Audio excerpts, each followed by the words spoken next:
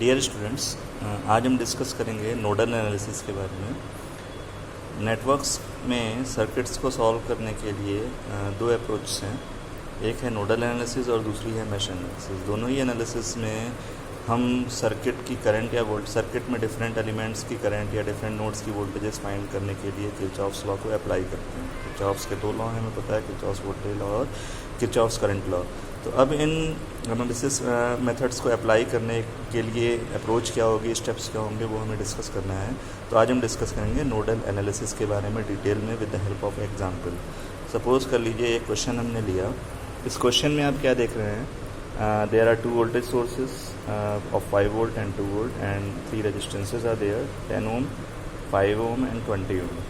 We have to find all the branch currents using nodal analysis. In the question it is clearly mentioned that we have to find all the branch currents with the help of nodal analysis. So how can we obtain it? So to apply nodal analysis, first we have to define reference node in the network. What is a reference node? A reference node means a node with respect to which voltages of all the other nodes can be defined. किसी भी और node की voltage जिस terminal के respect में, जिस node के respect में डिफाइन की जा रही है, उस नोड को हम रेफरेंस नोड बोलेंगे। और रेफरेंस नोड को जनरली हम 0 वोल्ट या ग्राउंड से रिप्रेजेंट करते हैं। तो यहाँ पे जैसे ये सर्किट था हमारा, तो इस सर्किट में आप देख रहे हो, तो ये नीचे वाला जो टर्मिनल है उसको हम रेफरेंस नोड एज्यूम कर लेते हैं और उसको ग्राउंडेड कर देते हैं, क्योंकि ये दोनों बैटरीज के नेगेटिव टर्मिनल से जुड़ा हुआ है। तो this is our reference node. ये हमारा क्या हो गया? रेफरेंस नोड बन गया।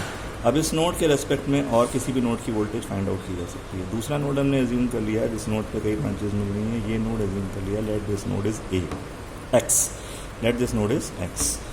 अब हमें क्या करना है? इस नोड पे नोडल एनालिसिस अप्लाई करनी है और सारी ब्रांच करंट्स डिटरमाइन करनी है। अब आइए देखते हैं कैसे अप्लाई करेंगे। तो हमें नोडल एनालिसिस अप्लाई करने के लिए ये इस नोड को हम कहेंगे नॉन रेफरेंस नोड और इस नोड को हम कहेंगे रेफरेंस नोड। तो इस नॉन रेफरेंस नोड पे हम क्या अप्लाई करेंगे? KCL अप्लाई करेंगे, किरचॉफ्स करंट लॉ अप्लाई करेंगे। किरचॉफ्स करंट लॉ हमें पता है, तो we have to write a statement here that apply Kirchhoff's current law, that is KCL, at node X. अब Kirchhoff's current law अप्लाई करने के लिए हमें पता है Kirchhoff's current law है क्या। Kirchhoff's current law ये कहता है कि किसी नोड पे total incoming current is equal to total outgoing current. अब यहाँ पे हमें टोटल करंट्स देखनी है, कौन कौन सी करंट आ रही हैं। तो एक ब्रांच हमारी ये है, एक ब्रांच ये है और एक ब्रांच ये है। तो let us assume that the current from this branch is I1, current from this branch is I2 और उसकी डायरेक्शन भी हमने साथ में मेंशन कर दी। और इस ब्रांच में करंट हमने एज्यूम कर ली I3 along with the direction. तो I1, I2, I3 हमने एज्यूम कर लिया। तो KCL इक्वेशन हमारा क्या होगा? आप ये देख रहे हो कि ये दोनों इनकमिंग करंट्स हैं और ये हमारी आउटगोइंग करंट है, ये रेफरेंस टर्मिनल की तरफ जा रही है। तो we can write KCL equation as I1 plus I2 is equal to I3। Okay, अब ये तो हमारा KCL इक्वेशन हुआ। अब इसमें I1, I2, I3 जो करंट्स हैं, इनकी वैल्यूज़ हम ओम्स लॉ की हेल्प से यहाँ पे राइट डाउन करेंगे, पुट करेंगे, और जिसके बाद जब वो वैल्यूज़ हम पुट कर देंगे, उस इक्वेशन को सॉल्व करके हमें नोड वोल्टेज Vx की वैल्यू पता चलेगी। तो what is I1? Suppose that this we have to find I1. What is I1? Here I1 can be written as, I1 is the current in this branch, it can be written as 5 minus Vx upon 10. It is current in this branch, तो यहाँ the voltage difference क्या है? 5 minus Vx। कोई current इस direction में flow कर रही है, तो this voltage minus this voltage upon 10 ohm. Similarly, what is I2? I2 is 2 minus Vx divided by 5. And what is I3? I3 is current from terminal X to ground, that is Vx minus 0 or Vx upon 20 ohm. तो these are the values of I1, I2 and I3 in terms of Vx. Here the known parameter is only Vx. अब ये तीनों values हम क्या करेंगे, इस equation में put कर देंगे, I1, I2, I3 वाले इक्वेशन में पुट कर देंगे. तो जब हम ये पुट करेंगे तो हमारा इक्वेशन बन गया 5 minus Vx upon 10 plus 2 minus Vx upon 5 is equal to Vx upon 20.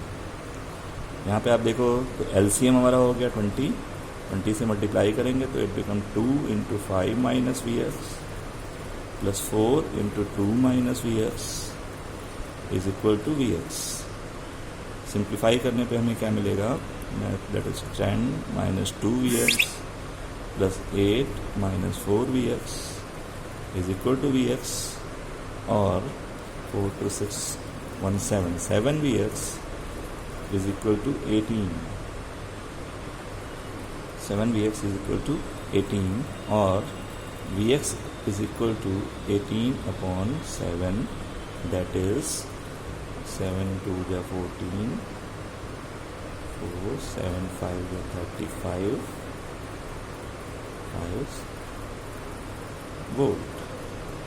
यहाँ पे यूनिट हमें मेंशन करना बहुत ज़रूरी है. तो this is 2.57 volt at the terminal X. This is the voltage obtained at terminal X or node X. अब हमें node X की वोल्टेज मिल गई. अब इस वोल्टेज का यूज़ करते हुए हम किसी भी करंट को डिटरमाइन कर सकते हैं क्योंकि I1, I2, I3 के एक्सप्रेशन हमारे पास हैं. तो now I1 is equal to 5 minus 2.57 divided by 10. I2 is equal to 2 minus 2.57 divided by 5 and I3 is equal to 2.57 divided by 20. आप यहाँ पे देखेंगे तो ये करंट आपकी नेगेटिव आ रही है क्योंकि 2 माइनस 2.57 मतलब एक नेगेटिव क्वांटिटी होगी. तो अगर एक नेगेटिव क्वांटिटी आ रही है तो इसका मतलब है करंट जो एक्चुअल करंट है, जो डायरेक्शन हमने यहाँ पे शो की है उससे अपोजिट डायरेक्शन में करंट फ्लो करेगी. तो अब इन वैल्यूज़ को हम कैलकुलेट कर लेंगे. It is obtained as 3, 4 and 2.10, that is 0.243 ampere. And this value is minus 0.57 upon 5, that is minus 0.114 ampere. And third is it can be solved as 20 into 20, 20 to 40, and 17, that is 0.1285 ampere. So this is the answer. These three currents are the branch currents in this circuit which are obtained with the help of nodal analysis. तो students आपको समझ में आ गया होगा nodal analysis में हमें क्या करना है. सबसे पहले हमें एक रेफरेंस टर्मिनल डिफाइन करना है. इस रेफरेंस टर्मिनल के रेस्पेक्ट में किसी भी नॉन रेफरेंस टर्मिनल की वोल्टेज को हम एज्यूम कर सकते हैं. जैसे मान लीजिए यहाँ पे वोल्टेज हमने Vx एज्यूम कर दिया, तो इस नोड पे हमने KCL अप्लाई कर दिया. KCL अप्लाई किया, कैसे अप्लाई किया आपने, यहाँ पे जितनी भी करंट्स थी incoming current is equal to outgoing current को इक्वेट कर दिया और इन करंट्स की वैल्यू हमने लिख ली with the help of Ohm's law और इन इक्वेशंस को इक्वेट कर दिया तो हमें Vx की वैल्यू मिल गई. Vx की हेल्प से हमें I1, I2, I3 की वैल्यू मिल गई. तो यहाँ पे एक ही इक्वेशन की हेल्प से आपको सारी वैल्यूज़ मिल गई. तो नोडल एनालिसिस में आप देखेंगे कि काफ़ी कॉम्प्लेक्स सर्किट्स काफ़ी सिंप्लीफाइड फॉर्म में सॉल्व हो जाते हैं. ये इसका प्लस पॉइंट है. स्टूडेंट्स आगे हम नोडल एनालिसिस से कुछ और क्वेश्चंस करेंगे. Thank you.